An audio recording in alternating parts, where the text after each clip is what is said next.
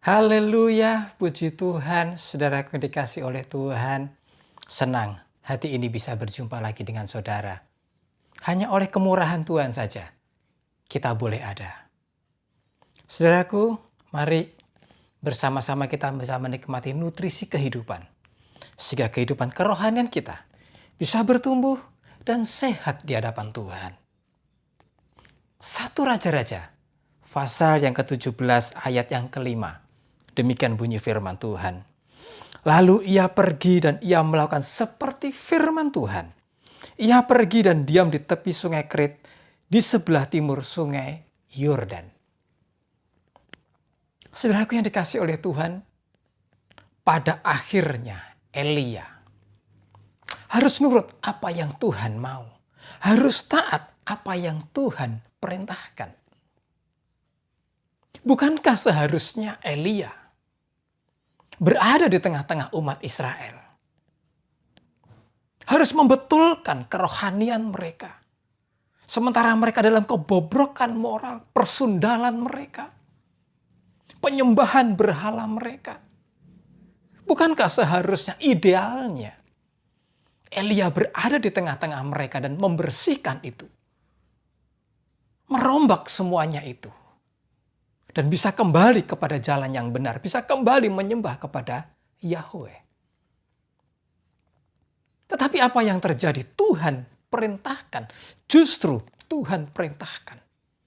Pergi ke tepi sungai Kerit. Di sebelah timur sungai Yordan. Dan bersembunyi di sana. Saudaraku yang dikasih oleh Tuhan.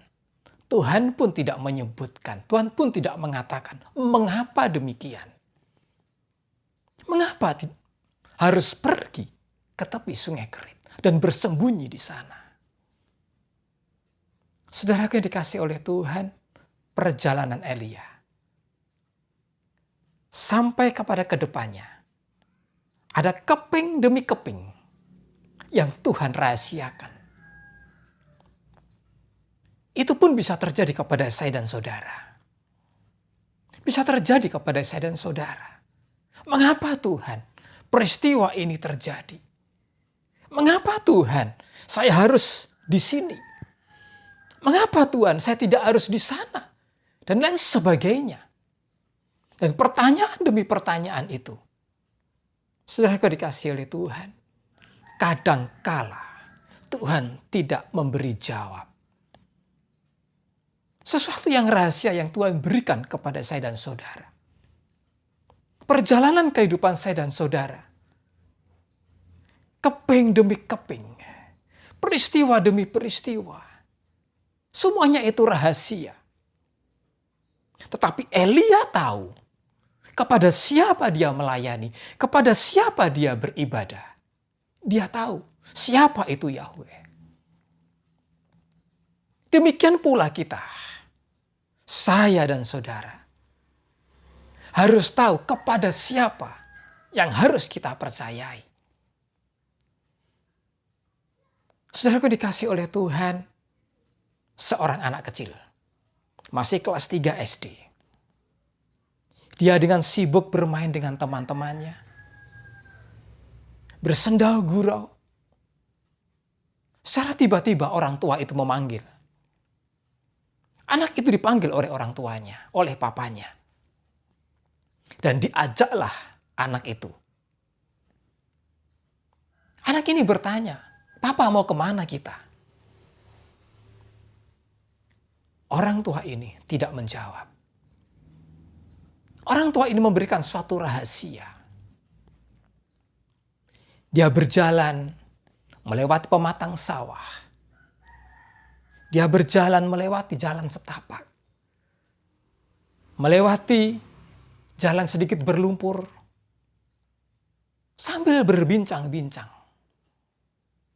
Anak ini dalam hatinya juga bertanya-tanya, mengapa? Ada apa? Mau kemana? Dan itu disampaikan juga kepada ayahnya, kepada bapaknya. Anak ini tidak mengerti.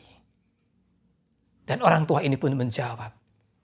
Tidak ada satu kata pun yang untuk pertanyaan itu dijawab. Tetap dia berbincang-bincang seadanya saja. Pada akhirnya saudara dikasih oleh Tuhan, tiba di tepi sungai. Rupanya orang tua ini ingin sang anak ini belajar berenang. Supaya tahu bagaimana itu berenang. Bisa melawan air. Saudaraku dikasih oleh Tuhan. Yang pada akhirnya anak ini bisa berenang. Dia menikmati manfaat dari itu semua. Pada awalnya dia juga ragu-ragu di tepi sungai itu. Apakah aku bisa? Dengan suatu keraguan-raguan. Tapi dia mulai membangun imannya. Membangun kepercayaannya. Tidak mungkinlah orang tuaku akan menjerumuskan aku. Dia pasti menjaga aku. Saudaraku dikasih oleh Tuhan, demikian saya dan saudara seharusnya di hadapan Tuhan. Setiap peristiwa demi peristiwa, dimanapun kita berada. Seringkali Tuhan membawa kepada saya dan saudara ke jalan yang suatu yang rahasia. Yang tidak kita mengerti, tetapi harus kita melewatinya. Tetapi kita harus percaya. Kita harus tahu siapa itu Tuhan Yesus. Yang kita pegang, yang kita percayai. Dia lebih dari orang tua, dari sang anak ini. Pun juga lebih dari orang tua, saya dan saudara. Lebih dari siapapun yang kita percaya. Dia adalah Tuhan. Dia adalah Yesus yang patut kita percayai. Lebih dari segala-galanya. Saudaraku yang dikasih oleh Tuhan, itulah Elia. Dia tahu kepada siapa dia melayani. Dia tahu, dia mengenal, mengerti baik siapa itu Yahweh. Bahwasanya kalau saudara membaca ayat selanjutnya, dia dipelihara di sana. Ada tujuan di sana. Ada pemeliharaan Tuhan. Bukankah saya dan saudara pun juga demikian? Kalau saudara melihat peristiwa demi peristiwa, apa yang sudah saudara lalui pada waktu-waktu yang lampau. Bukankah Tuhan juga memelihara saya dan saudara? Tidak mengerti kemana, peristiwa apa yang terjadi dalam kehidupan saya dan saudara. Dan itu harus kita lalui. Kita harus taat. Saudaraku dikasih oleh Tuhan, oleh sebab itu mari.